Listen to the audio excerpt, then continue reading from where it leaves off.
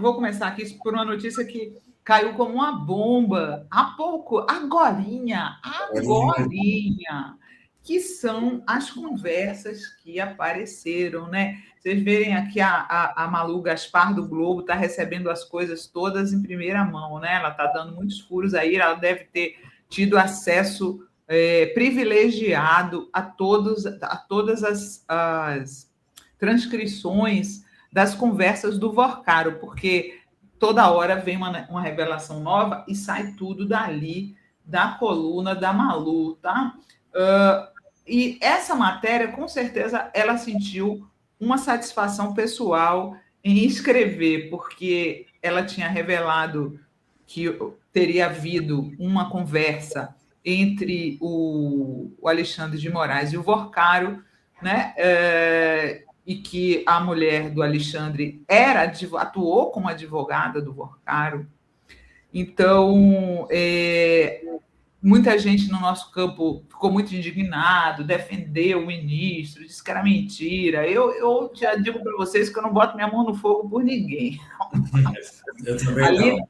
Ali no Supremo eu só boto minha mão no fogo, sabe por quem? Flávio Dino, tá? Só boto minha mão no fogo por ele. E aí,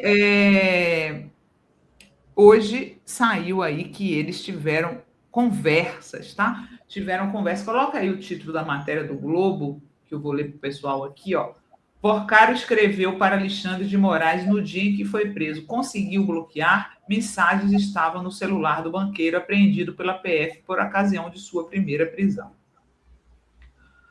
Uma das últimas mensagens que Daniel Vorcaro enviou no dia em que foi preso, logo de manhã, né? Quando ele foi preso no dia 17 de novembro, tá? Lá atrás.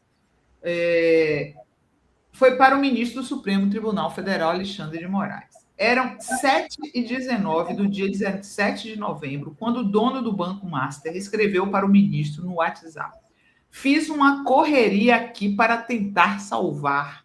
Alguma novidade? Conseguiu ter notícia ou bloquear?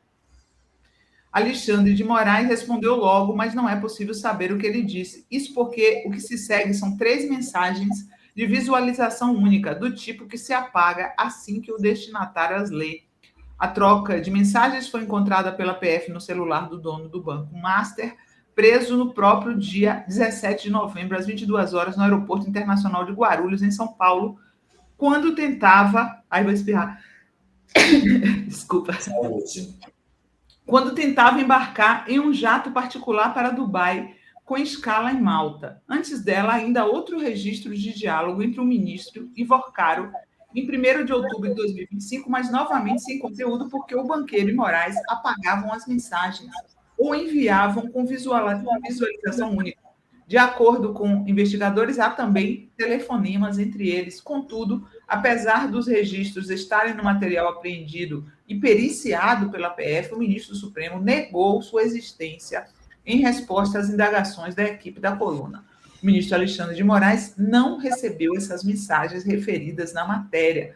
Trata-se de ilação mentirosa, no sentido, novamente, de atacar o Supremo Tribunal Federal, disse ele por intermédio da assessoria de imprensa da Corte. A defesa de Vorcaro, por sua vez, preferiu não comentar. A PF descobriu que no dia em que Vorcaro enviou as mensagens a Moraes, ele já tinha conhecimento do inquérito que apurava a venda de carteiras de crédito fraudulentas ao Banco Estatal de Brasília, o BRB, e que levaria à sua prisão e liquidação do Master. Informações recolhidas ao longo da investigação apontam, inclusive, que ele soube do inquérito ao acessar ilegalmente os sistemas da corporação, assim como fez com 2 procedimentos do Ministério Público sobre as fraudes. Né? O Rovai até falou isso, que ele não acha que é hacker, e sim gente lá de dentro da PF que ficava dando informações ao banqueiro. A operação dessa quarta-feira revelou ainda que Vorcaro também corrompia 2 chefes do Banco Central e tal, blá, blá, blá, blá, blá. Tá? Então, é essa aqui a história. Não temos a resposta do ministro. Eu acho, particularmente, a pergunta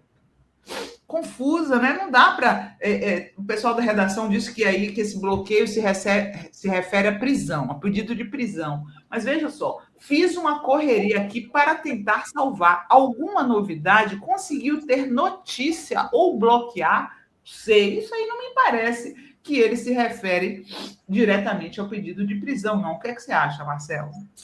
Bom, tem uma outra matéria da Mônica Bergman que serve como complemento dessa.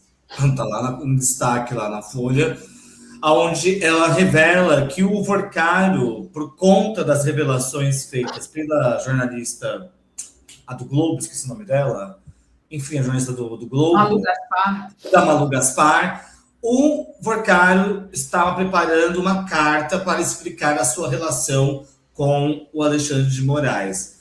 De acordo com as informações reveladas pela Mônica Bergman, o Vorcaro disse que sim, que tinha uma relação muito próxima com o Alexandre de Moraes e principalmente com a esposa do Moraes, a quem ele se referia como amiga. Dizia que era uma amiga do Vorcaro, que ele tinha amizade com a esposa do Alexandre de Moraes. No entanto, ele frisa que nunca tratou de decisões do Supremo Tribunal em relação ao caso dele. Então, que o objetivo do Vorcaro era afastar essas nuvens que pairam em cima do ministro Alexandre de Moraes. Agora, cadê essa carta? Então, será que ela aparece agora com essas investigações? Porque, por exemplo, Sinara, tem 111 celulares que ainda não foram verificados pela Polícia Federal. Tem computadores, né? Porque lembra que o Toffoli mandou lacrar e guardar tudo? Então, você tem uma série de coisas que podem vir a surgir. Então, será que essa carta, então, que o Vorcaro divulgaria para explicar a sua relação com Alexandre de Moraes vai surgir? Seria importante. Agora, por outro lado, diante dessas revelações, o ministro Alexandre de Moraes deve explicação. Até para tirar dúvida. Eu acho que até para tirar dúvida. Sabe?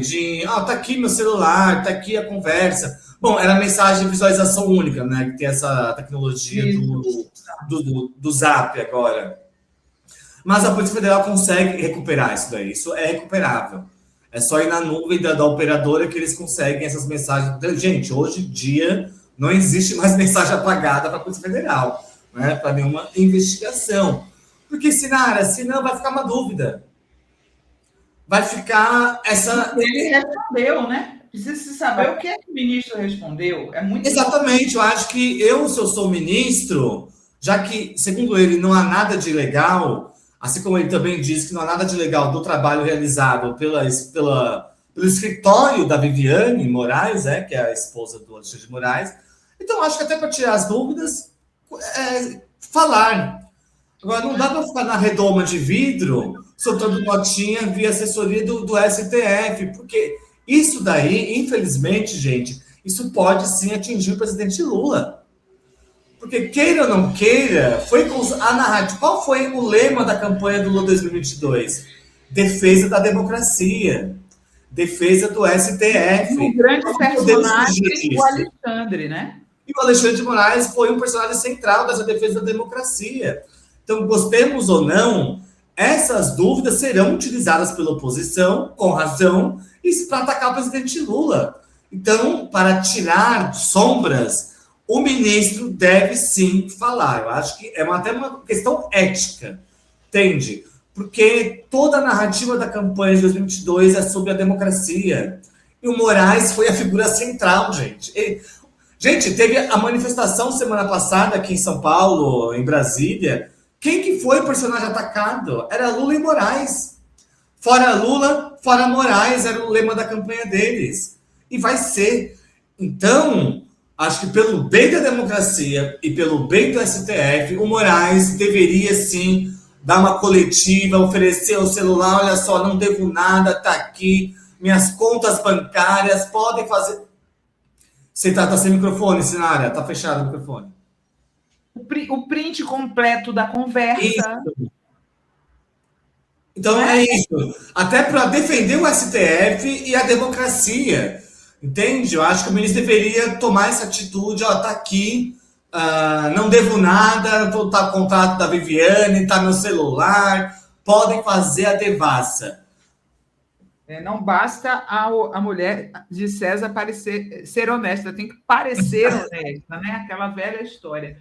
E aí eu queria mostrar para vocês que, obviamente, que a extrema-direita está nadando de braçada nessa história, né? Eles estão lá celebrando essa história, tá? Coloca o tweet do Nicolas, por favor, Gui.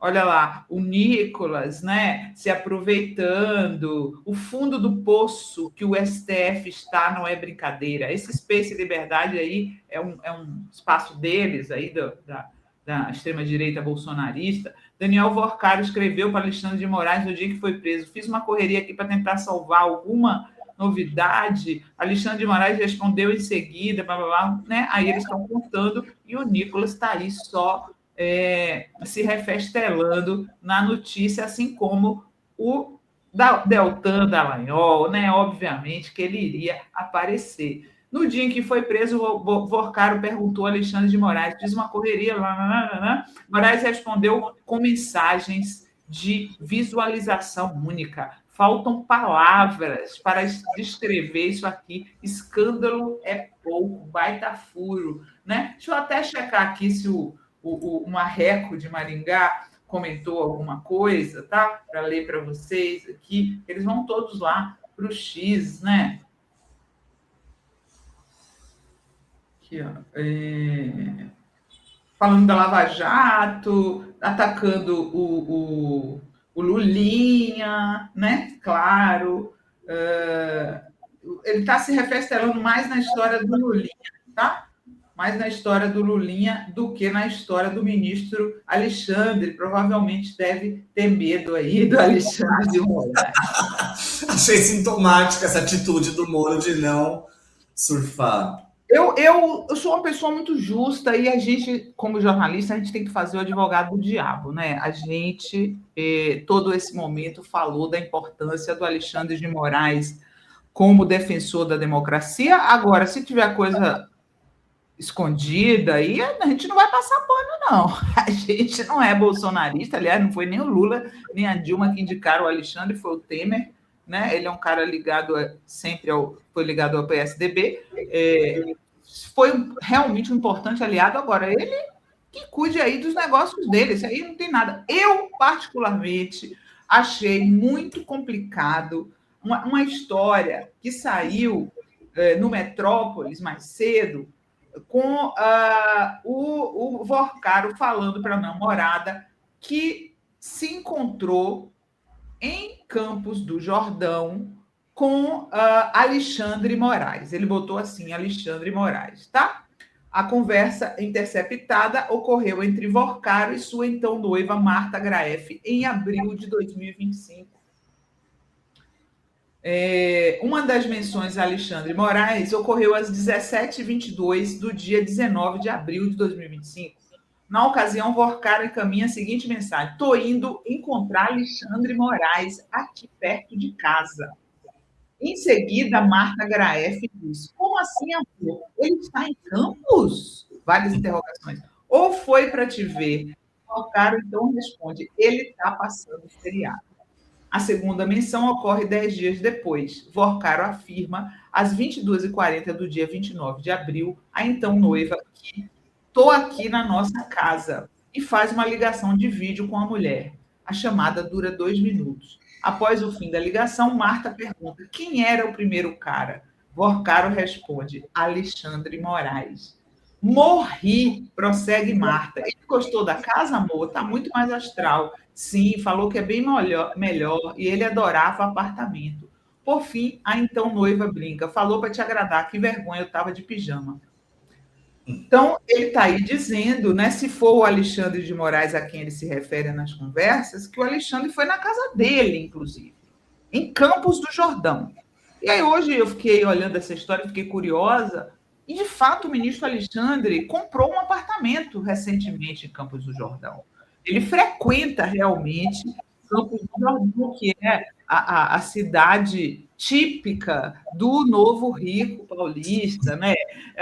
Campos do Jordão, eu acho muito cafona, não sei o que é que você acha, Marcelo. Nunca fui lá. E hoje, também não, só ouço falar, né? Eles vão para lá, os paulistanos ricos, para fingir que estão na Europa, porque lá é friozinho. É um horror.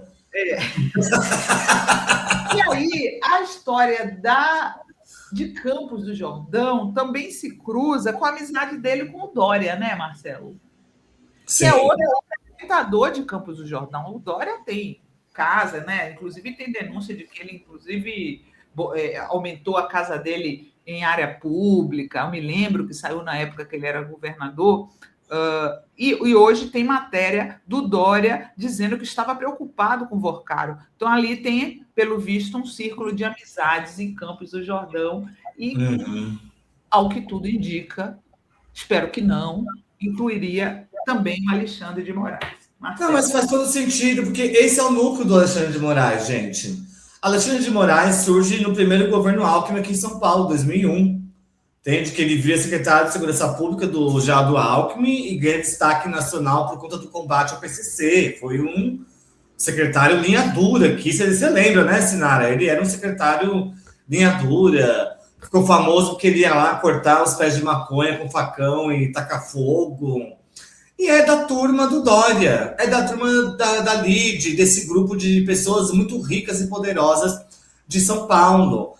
Então, isso que você traz, Sinara, faz todo sentido. Não tem nada de anômalo ali que não ser fora do mundo do qual Alexandre de Moraes faz parte, entendeu? Aliás, acho que é muito coerente, porque esse é o universo do Alexandre de Moraes. Apesar dele ter sido um cara muito importante na defesa da democracia, na sua ação no STF, ele é do mundo político da direita neoliberal de São Paulo. A gente não pode esquecer disso, entendeu? Esse é o universo, que é o universo, consequentemente, do Vorcaro, né? Esse cara muito rico, com muito poder. Aliás, até as mocinhas nas festas me lembram o Dória, hein? Exato. Lembra daquele vídeo da campanha 2022, né? Que surge? Que dizem que não era real, que foi então. Orna com o mundo do Vorcaro, né? E era uma orgia, era uma festa, era uma orgia ali, que a gente só vê um trecho, que é o trecho do Dória. Mas tem um outro ponto, o que me preocupa mais dessa história é alimentar a narrativa antissistema da extrema-direita. E anti-supremo, né? E anti-supremo, entendeu? Isso é o que mais me preocupa, por isso que eu torço para que não tenha nada de ilícito nessa relação do Alexandre de Moraes com o Vorcaro, porque tem, gente, tem alguma coisa, tem um curto-circuito aí, entendeu? Eu acho que essa história de Campos do Jordão faz sentido. Eu não sei se a história de bloquear, aí tem que fazer uma devassa nos processos do Alexandre. Porque pode ser qualquer coisa, né, Sinara? Bloquear o quê, entendeu? Alguma pessoa, de repente o Moraes tinha algum contato, alguma coisa que o Vorcaro queria, né? Porque o Moraes hoje é um ministro do STF, deve ter muitos contatos. Vou virar o ventilador para mim, que está com muito calor aqui. Vou dar uma desligada aqui na câmera e já volto. Pode continuar, Marcelo. Tá bom. Então, gente, essa relação Moraes, Vorcaro, Dória, ela é coerente com a história dele. Agora, o que me preocupa é que isso contamine o campo progressista, porque sim, está vinculado à imagem, né, do Moraes, do STF, e fortaleça o discurso antissistema entre aspas, porque nós sabemos que eles não são antissistema, pelo contrário, eles são a parte obscura do sistema, mais brutal, mas que eles utilizam essa narrativa para tirar votos. E funciona. O problema é isso, funciona. Então, é por isso que é importante o Moraes se pronunciar. Todas as dúvidas. Exato. Agora, isso também fortalece o discurso pró-impeachment do Alexandre, né? Sim, total. Dias difíceis teremos pela frente. Sinara, o Moraes e o Toffoli não estão numa situação boa. Não estão em situação boa, entendeu? E não estão numa situação boa porque eles estão silenciando sobre isso. Não adianta, gente. Quem não serve para se defender, dá margem para 1.200 teorias. fica a acusação, e aí os caras soltam aquelas notinhas de um parágrafo e não sai para desmontar as narrativas. A gente precisa entender, nós estamos num momento histórico que o que prevalece quando você não prova nada é a narrativa, gente. Se é verdade, se não é, gente, né? Vamos lembrar... Pós-verdade, né? A famosa pós-verdade, exatamente. Vamos lembrar que nós conversamos na terça-feira. Quanto tempo levou para ficar aquela história do laudo falso do Boulos, gente? Até aí, mais de um ano, gente. Já não adiantava mais nada, entendeu?